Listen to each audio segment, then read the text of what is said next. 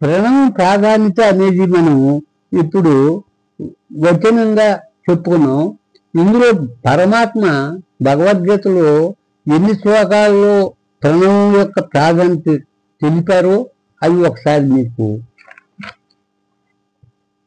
రసోహమప్సు కౌంతేయ ప్రభాస్మి శశిసూర్యయోః ప్రణవ సర్వవేదేషు శబ్దకే పౌరుషం ఋషు. అర్జున, జలములో రసం అంటే మనకు రుచి, నీటిలో రుచి ఎలాగో నేనే, ఆ నీటిలో యొక్క రుచిని నేనే, సూర్యచంద్రుల్లో ఉన్న తేజస్సుని నేనే, ఓంకారం సర్వవేదాల్లో ఉన్న 4 వేదాల్లో ఉన్న ఓంకారం నేనే అని చెప్తారు. అలాగే ఓం ఇత్యేకాక్షరం బ్రహ్మ వ్యాహరన్ మామస్మరన్ యః ప్రయాతి త్యజం దేహం సయాతి పరమాంగతం. ఇక్కడ చెప్తారు సూక్ష్మం. అయితే పరమాత్మ అందిస్తారు కానీ ఆ సూక్ష్మాన్ని క్లియర్గా బయట చెప్పరు. ఎందుకంటే అందరూ అది పరిచయం పెడతారు. ఓం ఇత్యేకాక్షరం బ్రహ్మ, ఓం అనే ఒక్క అక్షరమే బ్రహ్మ. అందుకని నేను దాంట్లో ఏం చెప్తానంటే, ప్రణవమా పారకే, నా శ్వాసంపై నిలుచుండవి, నా శ్వాస మీదే ఉండు, నువ్వు పాడిపోమాక, ప్రణవమా పారకే, నా శ్వాసపై నిలచుండవి, మంత్రాలకే నీవు మగుటానివి.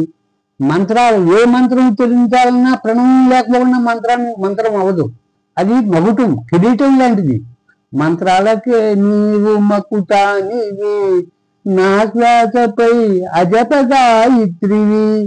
నా శ్వాసలో గాయత్రి మంత్రం ఎట్లాంటి ప్రాధాన్యత ఉందో ఆ ప్రాధాన్యతమైన మంత్రంలాగా నువ్వు నా శ్వాస మీద ఎప్పుడూ ఉంటావు. శ్వాస అనేది పోయిందంటే ప్రాణం, జీవుడు పోయినట్టే కదా. కనుక నేను ఎప్పుడూ 24 గంటలు నేను మేలుకున్నా పడుకున్నా ఇప్పుడు కూడా భావన ఆ శ్వాస మీదే అలాగా ఉంటది. దీన్ని ఏమంటారు పరమాత్మ? ఓం ఇత్యేకాక్షరం బ్రహ్మ, ఓం అనే అక్షరం ఒకటి బ్రహ్మ. అదే అందుకని ప్రతి ఒక్క అన్ని భాషలు కూడా, ప్రతి భాష ప్రపంచంలో ఉండే ఏ భాష అయినా సరే ఓం నుంచి వెలువడినవే. ప్రతి భాషలో కూడా ఓమే కారణం. ఓం ఇత్యేకాక్షరం బ్రహ్మ, ఒకటే అక్షరం. అయితే అన్ని భాషలు నీ వలన ఏర్పడినా నీవున్నదే ఒక్క అక్షరంలో, ఒక్క అక్షరంలోనే ఉంటావు. అంటే నీకు అహం అనేది లేదు. నీలో ఎంత స్వల్పంగా నేను చిన్నదానికి మళ్ళీ ఉంటావు నువ్వు. కానీ అందుకని ఏమంటే వేదాలలో నీ సూక్ష్మానివి.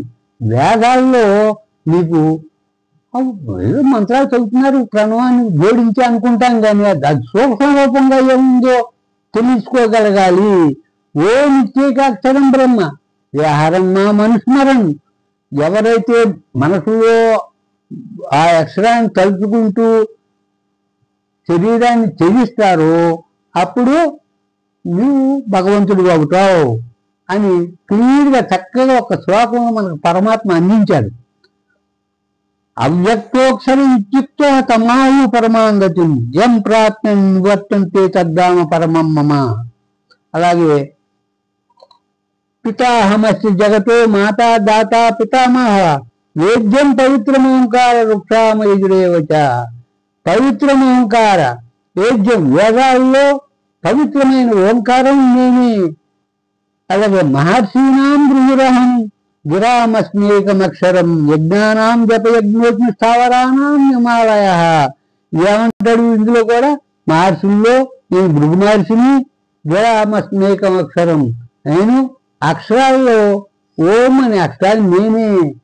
భగవంతుడు ఇలాగా 5-6 శ్లోకాల్లో మనకి ప్రణవాన్ని ఈ విధము ఇంకా గొప్పతనాన్ని, దాని యొక్క ప్రాధాన్యతని మనకు తెలియపరిచారు. హరి ఓం నమో నారాయణ.